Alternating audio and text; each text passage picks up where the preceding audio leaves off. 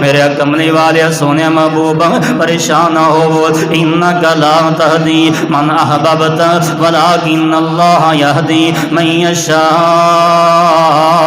میرے محبوب ہدایت جنوں تسی چاہو ہدایت نہیں دے سکتے، ہدایت میرے ہاتھ اندر ہے، آپ دا کم دعوت دینا ہے، آپ دا کم پیغام پہنچانا ہے، ہدایت میرے اختیار اندر ہے، جنوں چاہواں ہدایت عطا فرما دیا۔ میرے نبی پاک علیہ الصلوۃ والسلام میرے مولا کریم نے فرمایا والضحیٰ واللیل اذا سجى ما ودعك ربك وما قلى وللآخرة خير لك من الأولى ولسوف يعطيك ربك فترضى۔ اے میرے سونے محبوبہ میں تانوں راضی کر دیاں گا۔ آقا فرماندے نے اللہ میں ادوں تک راضی نہیں ہوواں گا جب تک میرا آخری امتی بھی جہنم دی اگ تو آزاد نہ ہو جائے۔ میں ادوں تک راضی نہیں ہوواں گا جب تک میری ساری امت دے لوگ جنت دے اندر نہ چلے جان۔ آؤ عزیزان من کنا فکر میرے آقا کریم نو، اسے فکر دے اندر اسے محنت دے اندر میرے نبی نے 23 سالہ زندگی گزار دیتی وے۔ سرکار مدینہ علیہ الصلوۃ والسلام اور حضرات غور کرے جی، آپ دی محفل دے اندر آپ دی کچہری دے اندر ایک یہودی بچہ آیا کردا، میرے نبی دیاں گلاں سنیا کردا۔ ایک دن ہویا 2 دن یہودی بچہ نظر نہیں آ رہا۔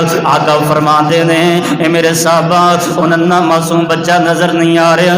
عرض کیتی آقا جی بیمار ہو گیا وے، تکلیف دے اندر بیماری دے اندر۔ میرے آقا فرماندے نے چلو دیاں یادت واسطے چلیے۔ آقا تشریف لے گئے نے، جو گھر دے اندر گئے اے بچے نو میرے نبی نے ویکھیا اے، ایدا آخری ویلا وے، آخری لمحات سرکار مدینہ نے فرمایا اے میرا بیٹا کلمہ پڑھ لا، کلمہ پڑھ کے مسلمان ہو جا۔ آؤ عزیزان من فرمایا کنے میرے بیٹے میں اللہ دا سچا نبی ہوں، میں اللہ دا سچا نبی نا ارسلناک بالحق بشیرا و نذیرا۔ اللہ فرماندے نے میں اپنے پیغمبر نو حق نال بھیجیا ہے، بشیر بنا کے بھیجیا ہے، جناب نذیر بنا کے بھیجیا ہے۔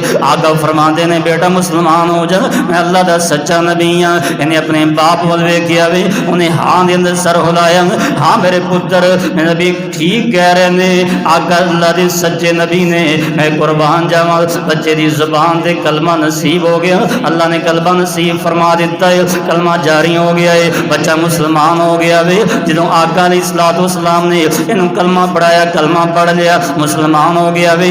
آخری ہچکی لئیے اپنے مال کے حقیقی نو جا ملے وے۔